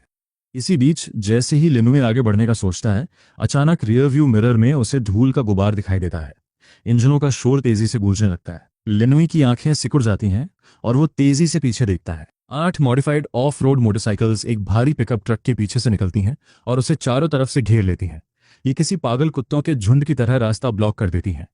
उनके हाथों में मैशेटीज, चेन्स और पिस्टल्स चमक रहे हैं। 2 आदमी अपनी बाइक्स मोटरहोम के ठीक सामने ले आते हैं ताकि रास्ता पूरी तरह बंद हो जाए। लिनुई खामोशी से ड्राइवर सीट पर बैठा रहता है। उसकी नजर उस भारी पिकअप ट्रक पर पड़ती है, जिस पर एक 12.62 मिलीमीटर कैलिबर मशीन गन लगी है। उसकी बॉडी पर खून जैसे लाल रंग का वुल्फ हेड लोगो बना है। ये एक LV-3 व्हीकल है। लिनुई मन ही मन अंदाजा लगाता है कि सिर्फ टियर 3 व्हीकल्स ही इतने भारी एक्सटर्नल वेपन्स ढो सकते हैं। गाड़ी का शीशा नीचे होता है और सामने आता है वायोन, जो वुल्फ क्रोकोडाइल गिल्ड का एक छोटा लीडर है। वो दुनिया के तबाह होने से पहले एक पेशेवर अपराधी था, लेकिन इस ग्लोबल रोड एस्केप गेम की वजह से वो जेल जाने से बच गया। वियोन एक मेगाफोन उठाता है और उसके चेहरे पर वैसी ही घिनौनी मुस्कान है जैसे बिल्ली चूहे के साथ खेलते समय दिखाती है। सुनो, तुम वुल्फ क्रोकोडाइल गिल्ड से घिर चुके हो। तुम्हारी गाड़ी शानदार है, मुझे पसंद आई। बेहतर होगा कि तुम समझदारी दिखाओ। नीचे उतरो, चाबियां हमारे हवाले करो और सारा माल यहीं छोड़ दो। अगर मेरा मूड अच्छा रहा तो शायद मैं तुम्हें जिंदा जाने दूं। मोटरसाइकिलों पर सवार गुंडे ऐसे मुस्कुरा रहे हैं जैसे वो मोटर होम पहले ही उनकी जागीर बन चुकी हो। इस नज़ारे को देखकर लिनुई बिल्कुल नहीं घबराता, बल्कि वो उनका मजाक उड़ाता है। वो मैं सोच रहा था कि फैक्ट्री के अंदर के ज़ॉम्बीज से कैसे निपटूं, और ये खुद यहाँ चारे की तरह आ गए। लिनुई बाहर की तरफ शांत आवाज में कहता है, और अगर मैं मना कर दूं तो? वियोन पहले तो चौंकता है, फिर उसे लगा कि शायद उसने कुछ गलत सुन लिया है। वो जोर से हंसने लगता है। हाँ, लगता है तुम्हें अंदाजा नहीं है कि तुम किस मौत के सामने खड़े हो। भाइयों, इसे अपनी ताकत दिखाओ। मोटरसाइकिलों पर सवार गुंडे अपने हथियार तान देते हैं और कुछ तो मोलोटॉफ कॉकटेल्स भी जलाने लगते हैं। लिनुई उन हथियारों को देखता है, लेकिन डरने के बजाय वो और भी जोर से मुस्कुराता है। तुम्हें लगता है तुम मेरे टायर्स फाड़ दोगे? तुम्हारी इतनी औकात नहीं है। सबको लगा था कि यह शिकार अब घुटनों पर आकर अपनी जान की भीख मांगेगा, लेकिन तभी उस काली मोटरहोम का इंजन जोर से गरजता है। लिनुई गाड़ी रोकने के बजाय अचानक फुल स्पीड में एक्सेलरेटर दबा देता है और सीधे सामने खड़ी बाइक की तरफ गाड़ी मोड़ देता है। लानत है, ये तो पागल है। वो दोनों खिलाड़ी डर के मारे कांपने लगते हैं, लेकिन उन्हें संभलने का मौका तक नहीं मिलता। एक जोरदार धमाका होता है और हड्डियां टूटने की आवाज आती है। लिनुई की मोटरहोम उन गुंडों को कुचलते हुए सीधे अबैंडन वेपनरी फैक्ट्री की तरफ निकल जाती है। वियोन जमीन पर पड़े खून के लोथड़ों को देखकर दहाड़ता है, उसका पीछा करो, उसे जिंदा मत छोड़ना। उसने लिनुई की गाड़ी को कम आंकने की बहुत बड़ी गलती कर दी थी। लिनुई की रफ्तार अब 80 किलोमीटर तक पहुंच चुकी है। पीछे से भारी पिकअप ट्रक में सवार वियोन का चेहरा गुस्से से काला पड़ गया है। वो सीधे अपने गनर को हुक्म देता है, उसके टायर्स पर निशाना लगाओ। वो चमकता हुआ रिम तबाह कर दो। उसे पता चलना चाहिए कि हमसे भागने का क्या अंजाम होता है। गनर हुक्म मिलते ही अंधाधुंध गोलियां बरसाना शुरू कर देता है। गोलियों की बौछार हो रही है, हर तरफ धुआं है, लेकिन मोटरहोम को एक खरोंच तक नहीं आती और उसकी रफ्तार भी कम नहीं होती। लिनुई फैक्ट्री के बड़े लोहे के दरवाजे के पास पहुंचता है और उसे ऐसे टक्कर मारता है जैसे वो लोहे का नहीं बल्कि किसी बिस्किट का बना हो। दरवाजा टूटकर हवा में उड़ जाता है। ये क्या बला है? क्या ये सच में कोई कार है?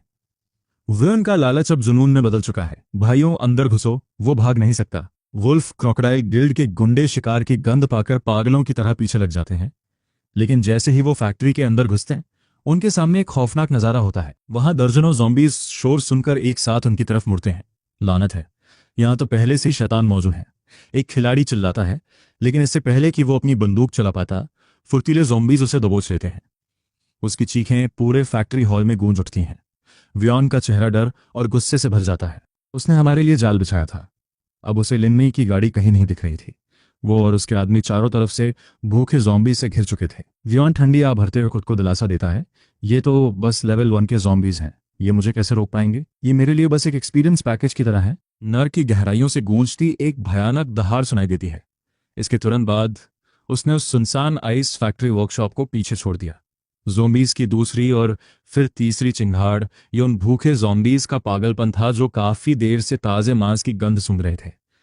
भारी कदमों की आवाज से जमीन कांपने लगी। वॉयो ने झटके से उस तरफ देखा जहां से ये डरावनी आवाजें आ रही थीं। अगले ही पल उसका खून जम गया। दर्जनों कॉमन ज़ॉम्बीज किसी लहर की तरह उनकी तरफ बढ़ रहे थे और उस भीड़ के सबसे आगे 3 मीटर ऊंचा एक दानव खड़ा था। उसका पूरा शरीर पत्थर जैसी मजबूत मसल से भरा हुआ था और उसकी स्किन का रंग मेटालिक ब्लू था। उसके हाथ में एक टूटा हुआ बीन था। System notification, target strength zombie level 2। इसकी स्ट्रेंथ 80 है और डिफेंस के साथ एजिलिटी भी बहुत हाई है, लगभग 15। कहते हैं कि इनके मुक्के एक टैक्सी को चकनाचूर कर सकते हैं। To stars. वॉयोन की आवाज लड़खड़ाने लगी। वो अपने बगल में बैठे ड्राइवर पर चिल्लाया, पीछे हटो, जल्दी करो, यहां से निकलो। लेकिन अब बहुत देर हो चुकी थी। बाहर निकलने का दरवाजा अब पूरी तरह से बंद हो चुका था क्योंकि लेवल 1 ज़ॉम्बीज ने रास्ता रोक लिया था। फायर करो, क्या कोई गोलियां चलाएगा? वॉयोन अब बुरी तरह बौखला गया था। इन 2 स्टार ज़ॉम्बीज को मारना मौत के भंवर में फंसने जैसा था। हैवी मशीन गन ने आग उगलनी शुरू की। गोलियां उस दानव जैसे 2 स्टार ज़ॉम्बी को लगी, लेकिन उनसे सिर्फ खून के कुछ छींटे उड़े। उल्टा उन गोलियों ने उसे और भी ज्यादा उकसा दिया। उस जायंट 2 स्टार ज़ॉम्बी ने दहाड़ मारी और अपने हाथ की स्टील बीम को किसी जेवलिन की तरह उनकी तरफ फेंका। वो बहुत जोर से टकराया। बूम! पीछे मुड़ने की कोशिश कर रही एक ऑल टेरेन मोटरसाइकिल अपने ड्राइवर समेत कुचली गई और मांस के लोथड़े में बदल गई। दर्द भरी चीखें, गोलियों की तड़तड़ाहट और मॉन्स्टर्स के दहाड़ से उस शांत आइस फैक्ट्री का कोना कोना गूंज उठा। इसी बीच थोड़ी दूर एक ऊंचे प्लेटफॉर्म पर लिनोई एक कैबिन के अंदर बैठा था। वो दूसरे दरवाजे से पहले ही वहां से निकल गया था। हाथ में एक कोका कोला की कैन लिए वो बुलेट प्रूफ शीशे के पीछे से इस कत्लेआम को ऐसे देख रहा था जैसे कोई फ्री शो चल रहा हो। क्या तुम्हें मेरा मोबाइल होम चाहिए? लिनोई ने कोका कोला की एक चुस्की ली और अपने दांतों के पीछे से मुस्कुराया। अगले जन्म में अपना पहला टास्क याद रखना। आइस फैक्ट्री के अंदर की यह जंग ज्यादा देर नहीं चली। उन मोटरसाइकिलिस्ट को ज़ॉम्बीज की भीड़ ने घेर लिया और वो उनका निवाला बन गए। वो हेवी ट्रक अभी भी हार नहीं मान रहा था और अपनी मशीन गन से अंधाधुंध फायरिंग कर रहा था, लेकिन वो इस स्ट्रेंथ ज़ॉम्बी लेवल 2 का कुछ नहीं बिगाड़ सका। उल्टा वो उसे और नाराज कर बैठा। वोयॉन बेबसी में दहाड़ उठा जब उसने देखा कि वो स्ट्रेंथ ज़ॉम्बी लेवल 2 सीधे गाड़ी की तरफ लपका। जोरदार टक्कर हुई। बूम! उस भारी मुक्के ने ट्रक के हुड को बेकार कर दिया। गाड़ी का अगला हिस्सा पूरी तरह तबाह हो गया और इंजन से काला धुआं निकलने लगा। तुरंत बाद उस दानव ने ट्रक के मुड़े हुए दरवाजे को ऐसे उखाड़ फेंका जैसे वो पोटैटो चिप्स का कोई पैकेट हो। फिर उसने अंदर डरे हुए वॉयन को बाहर खींचा, बचाओ, और बस उसकी आवाज हमेशा के लिए खामोश हो गई। वॉयन को मांस और हड्डियों के एक ढेर में बदलते देख लिनवी ने अपनी कोका कोला की कैन नीचे रख दी। अब सफाई करने की मेरी बारी है। उसने इंजन स्टार्ट किया। स्टील के उस काले दरिंदे ने एक धीमी दहाड़ मारी। उसके 4 कभी न घिसने वाले टायर्स ने जमीन पर अपनी पकड़ बनाई। सामने ज़ॉम्बीज की भीड़ अभी भी प्लेयर की लाश के टुकड़े कर रही थी। वो जायंट स्ट्रेंथ ज़ॉम्बी लेवल 2 अभी वॉयन की जांग को चबा रहा था। मशीन गन की वजह से उसके पैरों में पहले से चोट लगी थी, जिससे उसकी रफ्तार थोड़ी कम हो गई थी। यही सही मौका था। लिनवी ने अचानक ब्रेक छू दिया। Full throttle. जॉन का वो कैंपर वैन उस ऊंचे प्लेटफॉर्म की ढलान से तेजी से नीचे उतरा। आसमान से गिरते किसी काले मीटियोराइट की तरह वो अपनी पूरी विनाशकारी ताकत के साथ उस स्ट्रेंथ ज़ॉम्बी लेवल 2 से जा टकराया। लिनवी पहले इस सिस्टम से उसे स्कैन कर चुका था और उसे पता था कि यह ज़ॉम्बी उसके सामने टिकने वाला नहीं है। उस जानम ने अपना सिर उठाया और उसकी धुंधली आंखों में हैरानी की एक झलक दिखी। अगले ही पल वो चमकदार ब्लू अलॉय बैटरिंग रैम उसके सामने था। बिना किसी टेक्निक के बस एक शुद्ध, हिंसक और बेहिसाब टक्कर। बूम! दरवाजा टूटने से भी 10 गुना तेज धमाका हुआ। उस स्ट्रेंथ ज़ॉम्बी लेवल 2 का विशाल शरीर हवा में उछलकर फैक्ट्री की पीछे वाली दीवार से जा टकराया और आधी दीवार ढह गई। इससे पहले कि वो खड़ा हो पाता, लिनवी ने एक शानदार टर्न लिया और गाड़ी को रिवर्स किया। गाड़ी के 4 नुकीले स्पाइक्ड व्हील्स ने बिना किसी रहम के उसे कुचल दिया। उसकी घायल टांगों से हड्डियां टूटने की जो आवाज आई, वो सुनने में काफी सुकून देने वाली थी। वो लेवल 2 जायंट ज़ॉम्बी दर्द से खड़ा उठा और अपनी बची कुची ताकत से हमला करने की कोशिश करने लगा। देखते हैं तुम और कितनी देर तक चिल्लाते हो। लिनोई ने बिना किसी भाव के गियर बदला। एक बार फिर जोरदार टक्कर हुई। सिस्टम नोटिफिकेशन, बधाई हो, आपने सफलतापूर्वक एक सेकंड लेवल ज़ॉम्बी को मार गिराया है। फॉलन ऑब्जेक्ट्स, पहला रीमॉडलिंग प्लान LV3 LV4, दूसरा x attack genetic booster agent. अपनी इन रिवॉर्ड्स को देख लिनोई के चेहरे पर हैरानी की एक लहर दौड़ गई। हालांकि उसने तुरंत इनामों को चेक नहीं किया, बल्कि वो पूरी आइस फैक्ट्री के ज़ॉम्बीज का सफाया करने के लिए तैयार हुआ। लिनोई ने एक गहरी सांस ली। उसने अपनी तरफ भागकर आ रहे ज़ॉम्बीज को कुचलने के लिए एक्सेलरेटर से पैर नहीं हटाया। ज़ॉम्बीज के पास दिमाग नहीं होता, बस शिकार करने का जुनून होता है। इसलिए जब तक लिनोई जिंदा है, वो बिना रुके आते रहेंगे। आधे घंटे बाद हर तरफ सन्नाटा छा गया। फैक्ट्री के अंदर मौजूद सभी ज़ॉम्बीज़ को खत्म कर दिया गया था। लिनुई गाड़ी का दरवाज़ा खोलकर बाहर निकला। नीचे हर तरफ खून और मांस बिखरा था। ये काफ़ी घिनौना मंजर था। उसने अपनी नाक ढकी और तेज़ी से आइस फैक्ट्री की तरफ भागा। आज उसका असली मकसद यही था। कई खाली गोदामों में ढूंढने के बाद आखिर उसे वो आर्सेनल मिल गया, जहां सामान से भरी अलमारियां सजी हुई थीं। उसकी धड़कन एक पल के लिए रुक गई। भले ही वो मानसिक रूप से तैयार था, लेकिन फिर भी वो मालामाल हो गया था। सामने का नजारा देखकर उसका दिल तेजी से धड़कने लगा। कोने में मिलिट्री एम्यूनिशन के बक्से करीने से रखे थे। सिस्टम नोटिफिकेशन, आपने स्पेशल ऑक्सिलरी एम्यूनिशन के 30 बॉक्सेस और 3000 राउंड्स हासिल किए हैं। साथ ही एंटी टैंक माइंस के 10 बॉक्सेस और 500 पीसेस मिले हैं। आपने हैंड ग्रेनेड्स के 10 बॉक्सेस और 1000 पार्ट्स हासिल किए हैं। लेकिन जो चीज़ लिनुई को सबसे ज़्यादा रोमांचित कर रही थी वो आर्सेनल के काफ़ी अंदर थी। वहाँ चमकदार मेटल इनवर्ट्स रखे थे। आर्मर्ड व्हीकल्स बनाने के लिए सबसे बेहतरीन चीज़, कुल 500 यूनिट्स। लिनुई ने उन ठंडे धातुओं को छुआ। उसकी उंगलियां हल्की सी कांप रही थीं। मैं तो बस यहाँ 90 यूनिट्स स्पेशल स्टील की उम्मीद में आया था, पर इस फैक्ट्री ने तो छप्पर फाड़ कर दे दिया। कैंपर वैन अब एक बार फिर अपडेट होने वाली थी। Space folding metal bar, 500 units bullet resistant armoured steel, 3000 round special emission, 500 anti tank mines और 1000 हैंड ग्रेनेड्स। लिनुई ने सामान के उस पहाड़ को देखा और फिर अपनी उस कैंपर वैन को देखा जो पहले से ही भरी हुई थी। WV असॉल्ट कैंपर के अंदर 12 मीटर क्यूब की जगह है, लेकिन वो सब स्टोरेज से भरा हुआ था। अंदर चलने के लिए बस एक पतला सा रास्ता बचा था। बाकी जगह पहले लूटी गई इंस्टेंट नूडल्स और पानी की बोतलों से भरी थी। 500 यूनिट स्टील की तो बात ही छोड़िए, गोलियों के डिब्बे भी बिस्तर के नीचे बमुश्किल समा रहे थे। एक बार व्हीकल इंप्रूवमेंट प्लान इस्तेमाल हो गया तो वो गायब हो जाएगा और फिर मटेरियल्स को स्टोर करने का ऑप्शन भी चला जाएगा। उधर बाहर खड़े उस तबाह हो चुके हेवी ट्रक को भी डिसमेंटल करके काफी सामान मिल सकता था, पर यह सब ले जाना नामुमकिन था। लिनुई ने थोड़े सिरदर्द के साथ अपनी भौहें सिकोड़ी। वो उस चूहे जैसा महसूस कर रहा था जो अनाज से भरे गोदाम में तो गिर गया है, पर उसका पेट बहुत छोटा है। जब मैं इसे ले नहीं जा सकता तो बस एक ही रास्ता है। लिनुई की नजरें अपनी काली कैरावान पर टिक गईं। मुझे इसे यहीं अपग्रेड करना होगा। कैरावान इंप्रूवमेंट प्लान LV2 से LV3, current plan B perfect version. Materials inspection, armoured steel 100 units okay, precision electronic components okay, fire control chip okay. Evolution शुरू करो। लिनुई ने बिना किसी हिचकिचाहट के आदेश दिया।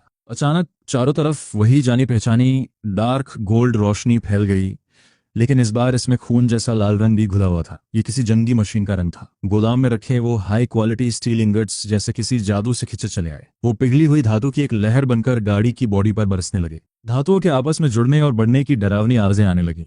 उस मोटरहोम का आकार अब पूरी तरह बदल रहा था। उसकी लंबाई बढ़ गई, चौड़ाई बढ़ गई और उसका चैसी किसी छोटे चलते फिरते किले की तरह मजबूत हो गया। उसकी आर्मर जो पहले से ही मोटी थी अब और भी ज्यादा मोटी हो गई और उस पर रिएक्टिव आर्मर ब्लॉक्स भी लग गए जो सिर्फ टैंक्स में होते हैं। लेकिन सबसे बड़ा बदलाव उसकी छत पे हुआ। जहां पहले एक खाली गन टरेट था, वो पागलों की तरह घूमने लगा।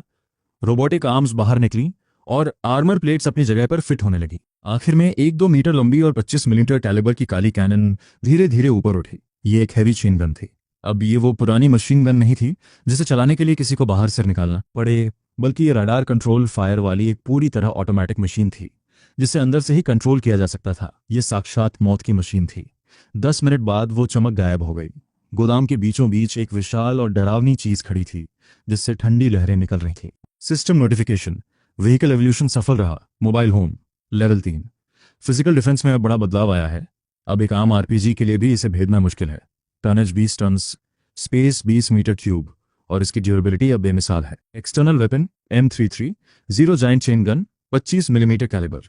इसकी फायर रेट 200 राउंड्स पर मिनट है और इफेक्टिव रेंज 2500 मीटर है। लिनुई अपने सामने खड़े उस विशाल ढांचे को देखता है और इत्मीनान के साथ अपना सिर हिलाता है। इसका साइज किसी भी ज़ॉम्बीज़ की भीड़ को तबाह करने के लिए काफ़ी है, लेकिन जिस चीज़ का उसे सबसे ज़्यादा इंतजार था वो तो बस अब शुरू होने वाली है। टैलेंट एक्टिवेट होता है, गोल्डन कीवर्ड एक्सट्रैक्ट हो रहा है LV3, और ये रहा लिनुई जिसकी सांसें इस मंजर को देखकर थम सी गई हैं। उसकी आंखों के सामने एक रहस्यमयी गोल्डन रूलेट व्हील बड़ी तेजी से घूम रहा है जिसमें अनगिनत सिंबल्स नजर आ रहे हैं। अचानक रूलेट व्हील रुकता है। मुबारक हो, उसे गोल्डन मैग्नेटिक स्ट्राइप मिल चुका है। स्पेशल फोल्डिंग पेलाइड golden legend rules based. Magnetic stripe के एट्रीब्यूट्स की वजह से अब RV के वेयरहाउस को स्टोरेज रिंग जैसी खूबी मिल गई है जिसमें वर्चुअल स्पेस का इस्तेमाल होगा। इफेक्टिक इन्फिनाइट एक्सपेंशन। अंदरूनी स्पेस अब 1 लाख गुना फैल चुका है, जो फिलहाल 1 lakh mesh to the power 3 है। Freshness absolute. इसमें रखी गई हर चीज के लिए वक्त ठहर जाएगा, वो कभी सड़ेंगे नहीं। तीसरा नियम टोटल ब्लॉक। यानी सिर्फ होस्ट ही इसे खोल सकता है या सामान निकाल सकता है। और चौथा, करेक्शन फंक्शन, जो इंटेलिजेंट और ऑटोमेटिक मटेरियल्स हैंडलिंग का काम करेगा। इन एट्रीब्यूट्स को देखते ही लिनोई के मुंह से गाली निकल जाती है। 1 लाख गुना। आखिर 1 lakh m to the power 3 का मतलब क्या होता है? एक स्टैंडर्ड कंटेनर? भले ही एक कार्गो शिप का होल्ड हो, पर यह सीधा आरवी के वेयरहाउस में समा जाएगा। ये कोई अलमारी नहीं है, ये तो अपने साथ पूरा का पूरा लॉजिस्टिक्स सेंटर लेकर चलने जैसा है। लिनोई इतना उत्साहित है कि उसके हाथ कांप रहे हैं। इस फंक्शन के होते हुए अब किसे फिक्र होगी कि सामान कैसे ले जाना है। इन 500 स्टील यूनिट्स की तो बात ही छोड़िए, अगर वो इस पूरी वेपनरी फैक्ट्री के साथ साथ बाहर पड़े उन बेकार टैंक्स के मलबे को भी उठा ले, तो भी वो सब बस एक कोने में समा जाएंगे। वो ऑब्जेक्टिव असाइन करता है, आरवी वेयरहाउस। अचानक एक सुनहरी रोशनी की किरण आरवी के बिस्तर के पास बनी उस साधारण सी दिखने वाली अलमारी में समा जाती है। बाहर से तो कोई बदलाव नहीं दिखता, लेकिन जब लिनोई उसका ढक्कन खोलता है तो वहां कोई संकरा काला छेद नहीं, बल्कि एक गोल दिखने वाला स्पेस है जिसकी कोई सीमा नहीं लगती, और उससे एक हल्की सफेद रोशनी निकल रही है। एक शानदार सर्कुलर स्पेस। लिनोई एक गहरी सांस लेता है। वो अपनी आंखों में एक चमक लिए उन सामानों के ढेर की तरफ मुड़ता है। गैदर। देखते ही देखते वो भारी भरकम स्टील और गोलियां जिन्हें उठाने में लिनोई की हालत खराब हो जाती, वो सब अब किसी वैक्यूम क्लीनर की धूल की तरह खिंचे चले आ रहे हैं। टनों के हिसाब से सामान अपनी जगह से गायब होकर उस सर्कुलर स्पेस में समा रहा है। Income armoured steel x rated bullet proof 400 units. Income floating bullets 3000 bullets. Income hand grenades 1000 units. Income land mines x 500 units. महज कुछ ही मिनटों में वो आर्मामेंट फैक्ट्री का वेयरहाउस जो सामान से खचाखच भरा था, लिनोई के चेहरे से भी ज्यादा साफ हो गया। उसने तो वहां की अलमारियां तक नहीं छोड़ी। आखिर वो लोहे की बनी थी और उन्हें पिघलाया जा सकता था, लेकिन इतना काफी नहीं है। लिनोई वेयरहाउस से बाहर निकलता है और जमीन पर बिखरे मलबे को देखता है। वियॉन का तबाह हो चुका हेवी ट्रक और वो 7-8 मोटरसाइकिल्स। हेवी ट्रक को डिसअसेंबल करो, ऑल टेरेन मोटरसाइकिल्स को डिसअसेंबल करो। डिसअसेंबली से मिला AOX 90 units, rubber X15 units, electronic game components X10, और वो सारा सामान जो ज़ॉम्बीज़ ने फर्श पर गिराया था। सब उठा लो, कुछ भी मत छोड़ो। लिनोई अपना हाथ लहराता है और सारा सामान पलक झपकते ही गायब हो जाता है। उसे मिलता है मिनरल वाटर के 5 बॉक्सेस, चावल, सोयाबीन तेल, मूंगफली का तेल और मक्खन, ड्रैगन राजा की फिजिकल बुक्स का सेट, लेजेंड ऑफ मॉर्टल्स का कंप्लीट फिजिकल बुक सेट, टमाटर और खीरे। 10 मिनट बाद वो आर्म्स फैक्ट्री का मैदान, जो किसी जंग के मैदान जैसा लग रहा था, अब पूरी तरह खाली हो चुका है। लिनोई बड़े संतोष के साथ वेयरहाउस के अंदर मौजूद सामान को देखता है। वो आरवी की मजबूत बॉडी पर हाथ थपथपाता है। अब यहां से निकलने का वक्त आ गया है। अब यहां रुकने का कोई फायदा नहीं। रैम्बल। वो मॉडिफाइड आरवी एक भारी दहाड़ के साथ आखिरी पत्थर को कुचलते हुए आगे बढ़ती है। वो धीरे धीरे आर्म्स फैक्ट्री के दरवाजे से बाहर निकलती है। ढलते हुए सूरज की रोशनी उस काली मशीन की परछाई को और भी लंबा कर देती है। उसके वेयरहाउस में अब इतना असला है कि उससे एक पूरी की पूरी कंपनी या एक छोटी सी बस्ती को हथियार दिए जा सकते हैं। उधर वो इंटरनेट एडिक्ट स्टीयरिंग व्हील को कसकर पकड़े बैठा है। वॉकी टॉकी में कोई सिग्नल नहीं है और उसके माथे पर पसीना आ रहा है। आखिर वहां कोई हलचल क्यों नहीं हो रही? उसका वियॉन से भी कोई संपर्क नहीं हो पा रहा है। वियॉन और उसके आदमी करीब 1 घंटा पहले अंदर गए थे। वो गोलियों की आवाज और चीख पुकार भी काफी देर पहले बंद हो चुकी है। क्या कुछ बुरा हुआ है? वांग थूक निकलता है।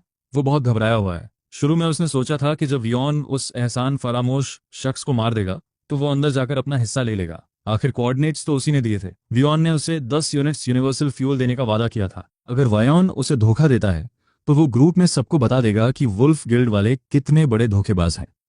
वो मन ही मन सोच रहा है कि कोऑर्डिनेट्स देने के बाद भी उसे इनाम नहीं मिला, लेकिन अब वहां छाई ये खामोशी उसे एक अनजाने डर से भर रही है। शायद उसे अंदर जाकर देखना चाहिए।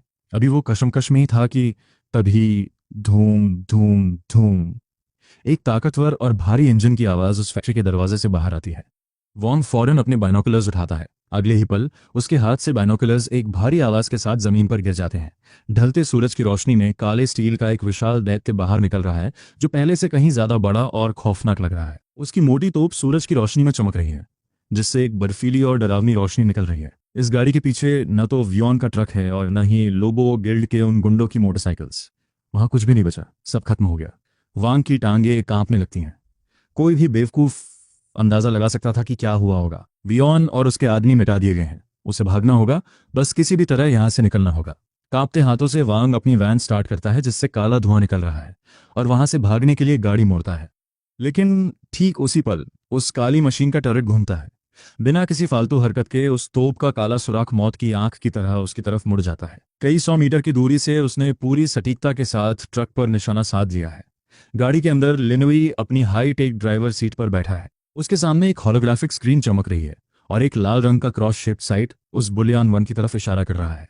रेडार फायर कंट्रोल ने टारगेट लॉक कर लिया है। बुलियान 1 लाइट व्हीकल, दूरी 1450 मीटर, इम्पैक्ट की पूरी संभावना है।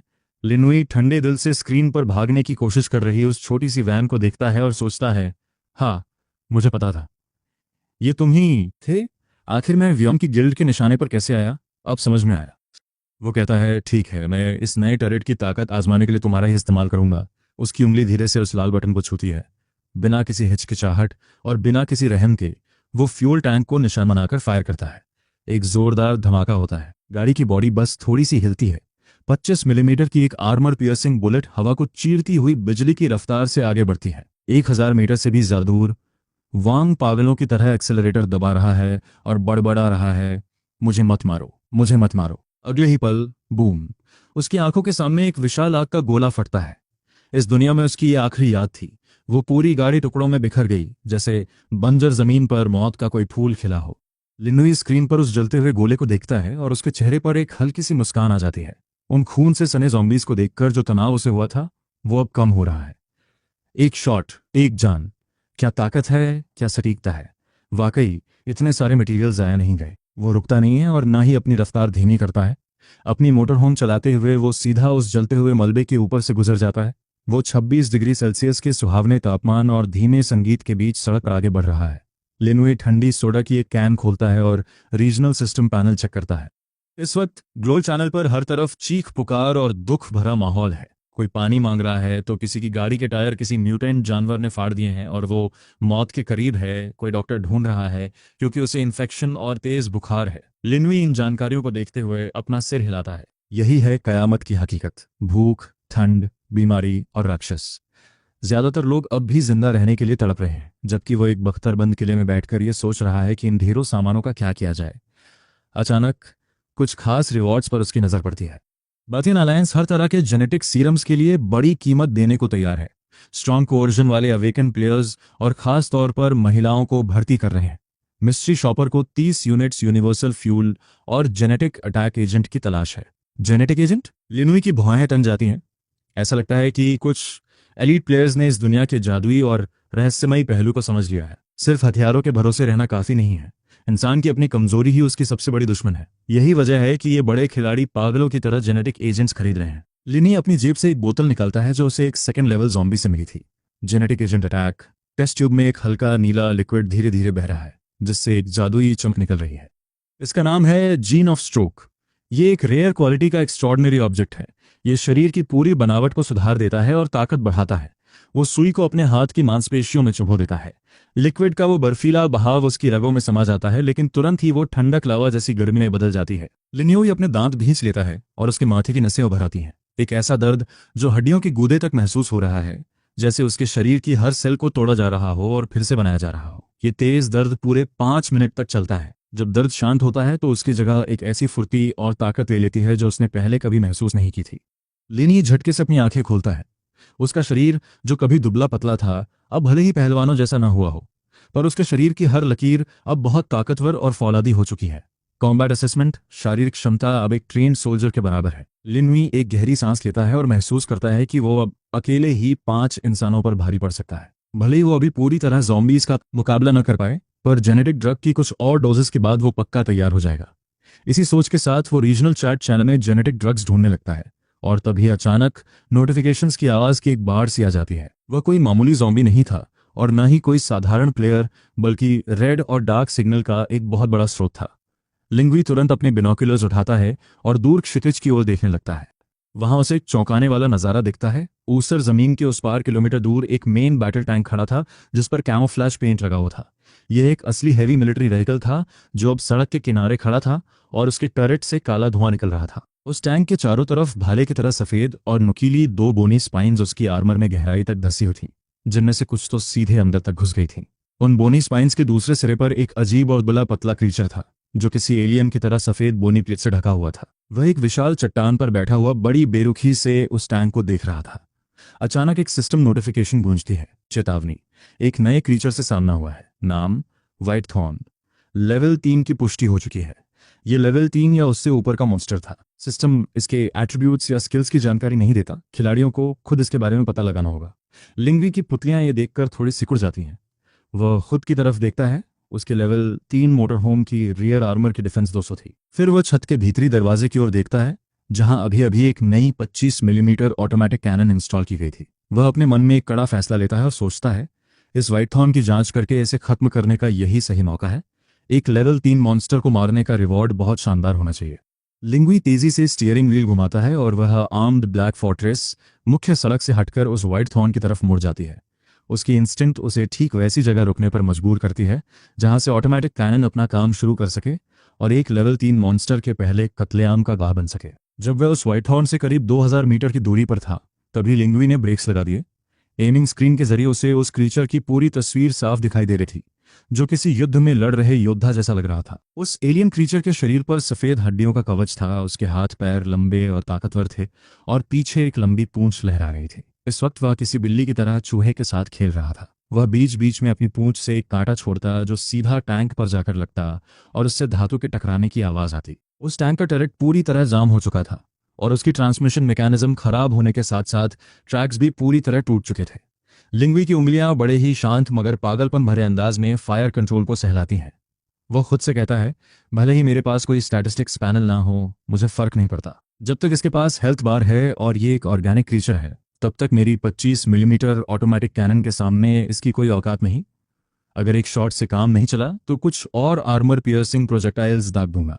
उसकी M33 zero chain venomous wasp automatic cannon में कुल 200 आर्मर पियर्सिंग बुलेट्स थीं। पिछली बार के इस्तेमाल के बाद अब 199 बची थीं, जो इस लेवल 3 क्रीचर को मारने के लिए काफी होनी चाहिए थी। लिंगवी एक गहरी सांस लेता है और इसे फुल ऑटोमेटिक के बजाय सिंगल शॉट मोड पर सेट कर देता है। निशाना सीधा व्हाइट थॉर्न के सिर पर था। हालांकि इस कैनन के साथ दूरी का अंदाजा लगाने की जरूरत नहीं थी, लेकिन उस व्हाइट थॉर्न की रिएक्शन स्पीड अविश्वसनीय थी। जैसे ही गोली उस तक पहुंचने वाली थी, ऐसा लगा जैसे उसकी पीठ में भी आंखें हों। उसने फुर्ती से अपने दुबले शरीर को मोड़ा और गोली उसके सिर के पास से निकल गई। वह आर्मर पियर्सिंग बुलेट उसकी पीठ पर जा लगी, जिससे गहरे हरे रंग का खून फव्वारे की तरह निकला। लेकिन अगले ही पल लिंगवी ये देखकर हैरान रह गया कि जख्म के पास का मांस पागलों की तरह हरकत कर रहा था और देखते ही देखते महज 2 सेकंड्स के अंदर वह घाव पूरी तरह भर गया। वहां एक निशान तक नहीं बचा था। यह सुपरसोनिक रिजनरेशन था। लिंगवी के माथे पर बल पड़ जाते हैं और वह सोचता है, ये तो उन ज़ॉम्बीज से भी ज्यादा खतरनाक है जिन्हें सिर्फ सिर पर गोली मारकर खत्म किया जा सकता है। इसे मारने के लिए मुझे या तो इस पर गोलियों की बौछार करनी होगी या इसके कोर को एक ही झटके में तबाह करना होगा। अचानक हमला होने से वह वाइथॉर्न गुस्से में एक तेज चीख मारता है। उसका चेहरा बिल्कुल सपाट था, बस एक बड़ा सा मुंह और दरार थी। उसने दूर खड़ी उस काली मोटरहोम को अपनी नजरों में भर लिया और गुस्से से पागल होकर टैंक को छोड़ दिया। वह अपने चारों पैरों पर किसी सफेद बिजली की तरह लिंगवी की ओर झपटा। उसकी रफ्तार इतनी तेज थी कि टॉप लेवल एजिलिटी वाले ज़ॉम्बी से भी दोगुनी लग रही थी। 2000 मीटर की दूरी उसके पैरों तले सिमटती जा रही थी, लेकिन लिंगवी बिल्कुल भी विचलित नहीं हुआ। वह जानता था कि जब तक दुश्मन सीधी लकीर में दौड़ रहा है, वह एक आसान निशाना है। जैसे ही व्हाइट थॉर्न 800 मीटर के दायरे में आया, उसकी पूंछ अचानक रुकी और उसमें से आधा मीटर लंबा एक हड्डी का कांटा किसी मिसाइल की तरह सीटी बजाता हुआ निकला। वह कांटा सीधा मोटरहोम की रिएक्टिव वाल्व से टकराया, जिससे जोरदार चिंगारियां उठीं। हालांकि वह स्टील को चीर नहीं पाया, लेकिन उसने आर्मर की सतह पर 2 गहरे छेद कर दिए और वहां से जहरीला धुआं निकलने लगा। लिंगवी के दिमाग में अलार्म बजने लगता है। चेतावनी, कवच को नुकसान पहुंचा है, डिफेंस वैल्यू 2 अंक कम हो गई है, जहरीला और संक्षारक टॉक्सिन मिला है जो धातु गला सकता है। लिंगवी समझ गया कि अगर ये चीज करीब आ गई और उसने अपने पंजों और पूंछ से हमला जारी रखा, तो लेवल 3 डिफेंस वाली गाड़ी भी ज्यादा देर नहीं टिक पाएगी। वह मन ही मन ठान लेता है, इसे करीब नहीं आने देना है। Activate the automatic scanning fire control. Holographic screen पर वह सफेद साया तेजी से हिल रहा था, जिसे अब एक रेड स्कैनिंग ग्रिड ने घेर लिया था। व्हाइट थॉर्न लगातार अपनी दिशा बदल रहा था, लेकिन लिंगवी ने एक बारीक चीज नोटिस की। वह क्रीचर चाहे जैसे भी मूव करे, उसका शरीर अनजाने में एक तरफ झुका रहता था, ताकि वह अपने दाहिने हिस्से को बचा सके। वहां कवच का रंग थोड़ा हल्का था। लिंगवी के चेहरे पर एक ठंडी मुस्कान आती है, पकड़ लिया तुम्हें। अब व्हाइट थॉर्न 500 मीटर के करीब पहुंच चुका था। उसे लगा कि वह काली गाड़ी शायद उसके हमलों से डर गई है और उसने अपनी रफ्तार और बढ़ा दी ताकि छत पर कूदकर उसे तबाह कर सके। तभी लिंगवी ने फायरिंग मोड को अचानक ऑटोमेटिक पर स्विच किया और बटन दबा दिया। अब मरो कमीने। दम दम दम दम। गाड़ी की छत पर लगी चेन गन एक भयानक गर्जना के साथ दहाड़ उठी, जिसकी फायर रेट 2000 शॉट्स पर मिनट थी। पल भर में उसने मौत का एक ऐसा अभेद्य जाल बुना कि व्हाइट थॉर्न हवा में ही सुन्न हो गया। उसने बचने की कोशिश की, लेकिन उसके दाएं बाएं और सामने हर तरफ गोलियों की दीवार खड़ी थी। इसे कहते हैं हैवी फायर पावर का कहर। कई गोलियां उसके पैर और कंधे पर लगीं, जिससे हरा खून फैल गया। उन गोलियों की ताकत इतनी ज्यादा थी कि उसके शरीर में एक घातक जड़ता पैदा हो गई, और ठीक उसी पल एक गोली पूरी सटीकता के साथ उसकी कमर के दाहिने हिस्से पर उस हल्के रंग वाले कवच पर जा लगी। वह आवाज ऐसी थी जैसे गर्म चाकू मक्खन को काट रहा हो। वह सख्त कवच चकनाचूर हो गया और गोली सीधे अंदर जाकर फट गई।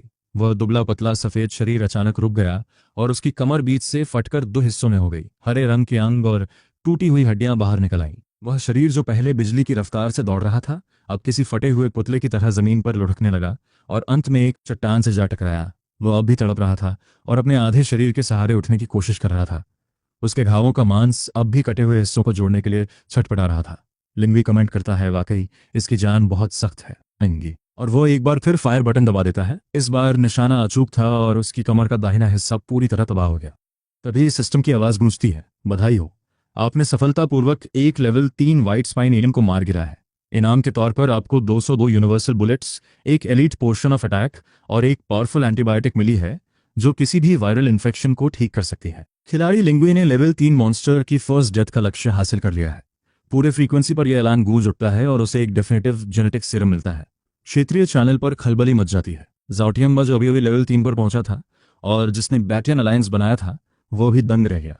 बड़े और छोटे सभी गिल्ड्स के लोग लिंगवी को प्राइवेट मैसेजेस भेजने लगे ताकि उसे अपनी टीम में शामिल कर सकें या वह सीरम खरीद सकें। लिंगवी ने तुरंत रीजनल चैनल बंद किया और नॉन डिस्टर्ब मोड ऑन कर दिया। उसने उस बेजान पड़े व्हाइट थॉर्न की लाश को देखा और कंट्रोल लेवर छोड़ दिया जो अब भी गर्म था। वह सोचता है, लेवल 3 मॉन्स्टर को मारना लेवल 2 ज़ॉम्बी के मुकाबले कम से कम 10 गुना ज्यादा मुश्किल है। अगर मेरा सामना लेवल 4 ज़ॉम्बी से हुआ तो क्या होगा? इस ख्याल ने उसके मन में फिर से खतरे की घंटी बजा दी। उसे जिंदा रहने के लिए अपनी गाड़ी को और भी बेहतर बनाना होगा। उसने अपनी मोटरहोम की आर्मर में धंसे हुए उस हड्डी के कांटे को देखा जिसकी वजह से गाड़ी की डिफेंस कम हो गई थी। लिंगवी उसे निकालने के लिए बाहर नहीं निकला, बल्कि उसने गाड़ी को लाश के पास खड़ा किया और उसे ऑटोमेटिकली कलेक्ट कर लिया। अपनी फंक्शन की का इस्तेमाल करते हुए लिंगवी सारा लूट अपने स्टोरेज स्पेस में भर लेता है। तभी उसकी नजर उस टूटे हुए बैटल टैंक पर पड़ती है। ये सच में एक बहुत बड़ी डील है। भले ही इसका कैटरपिलर और टर्रेट पूरी तरह डैमेज हो चुके हैं, लेकिन इसमें लगा हुआ कई टन मिलिट्री आर्मर्ड स्टील असली है। लिंगवी सोचता है कि अगर वो इसे ब्रेक डाउन कर दे तो उसे काफी ज्यादा स्पेशल स्टील मिल जाएगा। लिंगवी अपनी कार को टैंक के ठीक बगल में खड़ा करता है और जैसे ही उसे ब्रेक डाउन करने का ऑर्डर देने वाला होता है, तभी अचानक एक तेज रगड़ने जैसी मेटालिक आवाज गूंजती है और टैंक के ऊपरी हिस्से का हैच धीरे से खुलता है। तुरंत बाद एक सफेद हाथ बाहर निकलता है और बड़ी मुश्किल से उस हैच को पूरा खोलता है। एक जवान लड़की जिसने कॉटन के कपड़े पहने हैं और जिसका चेहरा धूल से भरा है, वो बहुत ही अजीब तरीके से बाहर निकलती है। वो जोर जोर से खांस रही है। जाहिर है कि उस गर्म टैंक के अंदर उसका दम घुट रहा था। वो लड़की मुश्किल से एक 8-9 साल की लग रही है। जब वो अपना सिर उठाती है तो उसकी नजर सीधे मोटरहोम के अंदर बैठे लिंगवी से टकराती है। लिंगवी ने यह बिल्कुल नहीं सोचा था कि उस कार के अंदर कोई इंसान जिंदा हो सकता है। उसे लगा था कि अंदर जो भी होगा उसे उस व्हाइट बोन थॉर्न ने मार दिया होगा या वो भूख से अब तक मर चुका होगा। वो लड़की अपने सामने खड़ी उस भयानक काली आर्मर्ड रिक्रिएशनल व्हीकल और उसकी छत पर लगी ऑटोमेटिक कैनन को देखती है जिससे अभी भी तपिश निकल रही है। आखिरकार उसकी नज़र उस मरे हुए लेवल 3 बोन स्पाइन पर पड़ती है और उसकी आंखों में हैरानी की एक चमक दौड़ जाती है। वो कहती है, क्या तुमने उस लेवल 3 ज़ॉम्बी को मारा है? तुम लिंगवी हो? उसने अभी थोड़ी देर पहले फ्रीक्वेंसी अनाउंसमेंट देखी थी, पर उसे यकीन नहीं हो रहा कि फ्रीक्वेंसी पर अनाउंस हुआ यह प्लेयर इतना जवान होगा। लिंगवी ड्राइवर सीट पर बैठकर सोचता है कि क्या उसे इसकी मदद करनी चाहिए। वो लड़की का नाम देखता है, सूखीनान। लिंगवी अपनी भौहें सिकोड़ता है। ये नाम उसे जन्म पहचाना लगता है। अब उसे याद आता है कि बारह चैनल पर पहले इस प्लेयर ने अपने एंटीबायोटिक्स के बदले स्पेशल रिचार्ज बुलेट्स का ट्रेड किया था। वो सही था। वो अबैंडन्ड वेपन्स फैक्ट्री से भागने में कामयाब रही थी और पता चला कि वो ही इस टैंक को चला रही थी। लिंगवी बहुत ही ठंडे अंदाज में कहता है, शुक्रिया कहने की जरूरत नहीं है। उसका नीचे उतरने का कोई इरादा नहीं है। मैंने उस लेवल 3 ज़ॉम्बी को अकेले मारा है और मुझे तुम्हारा टैंक पसंद आया। चूंकि तुम अभी जिंदा हो इसलिए मैं इसे डिसमेंटल नहीं करूंगा। इतना कहकर लिंगवी जाने के लिए गियर बदलने ही वाला होता है। दरअसल किसी भी व्हीकल को डिसमेंटल करने के लिए उसके ओनर का मरना जरूरी है और सूखीनान उसके सामने जिंदा खड़ी है। भले ही उसे मारने से टैंक के मटेरियल्स मिल जाते, लेकिन वो सिर्फ सामान के लिए किसी बेगुनाह की जान नहीं लेगा। इस पोस्ट अपोकैलिप्टिक वर्ल्ड में भले ही रिसोर्सेज जरूरी हैं, लेकिन जमीर को बचाए रखना भी जरूरी है, वरना इंसान देर सवेर सिर्फ एक कातिल बनकर रह जाएगा। लिंगवी को जाते देख सूखीनान हड़बड़ा जाती है, रुको जाओ मत। वो अपनी हालत की परवाह किए बिना टैंक से बाहर फिसलती है और लड़खड़ाते हुए मोटर होम की तरफ दौड़ती है। वो उसे रोकने के लिए अपने हाथ फैला देती है। मेरा टैंक खराब हो गया है, इसका कैटरपिलर और ड्राइव शाफ्ट पूरी तरह तबाह हो चुके हैं, मैं यहाँ से हिल भी नहीं सकती। प्लीज मुझे अपने साथ ले चलो, मैं बदले में तुम्हारे काम आ सकती हूँ। लिनुई ब्रेक्स मारता है और ऊपर से उसे देखता है। उस वक्त सू किनान का चेहरा धूल से सना होने के कारण किसी गंदी बिल्ली के बच्चे जैसा लग रहा था, लेकिन उसकी आंखें बहुत ही चमकदार थीं। वो किसी कमजोर इंसान की तरह भीख नहीं मांग रही थी, बल्कि बराबरी से डील कर रही थी। लिनुई मुस्कुराता है और धीरे से स्टीयरिंग व्हील पर अपनी उंगलियां मारते हुए कहता है, बदले में तुम्हें क्या लगता है कि तुम मुझे ऐसा क्या दे सकती हो? मेरे पास काफी खाना, पानी और फ्यूल है। अगर तुम अपने जिस्म या खूबसूरती का सौदा करना चाहती हो तो मुझे अफसोस है, मुझे घर सजाने के लिए शो पीस नहीं चाहिए। सू किनान अपने होंठ काटती है और धीरे से बुदबुदाती है, मैं कोई शो पीस नहीं हूं। वो एक गहरी सांस लेती है, जैसे उसने कोई बड़ा फैसला कर लिया हो। मैंने स्पेशलाइजेशन को जगा लिया है।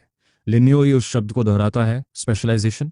उसने पहले चैनल पर देखा था कि 4 बड़े गिल्ड्स अवेकेंड स्पेशलिस्ट्स को रिक्रूट कर रहे थे। आखिर ये स्पेशलाइजेशन है क्या? तभी सू किनान उसे अपना सिस्टम पैनल दिखाती है। निम सू किनान, pneumatic specialisation, skill description, mechanical structures के लिए कुदरती हुनर। उसे मशीनों के साथ एक खास जुड़ाव महसूस होता है। वो एक नेचुरल मैकेनिक है जो गाड़ी की रिपेयर, ट्रांसफॉर्म और डिकम्पोज करने की एफिशिएंसी को बहुत ज्यादा बढ़ा देती है। वो न्यूमैटिक मैकेनिक्स की एक्सपर्ट है।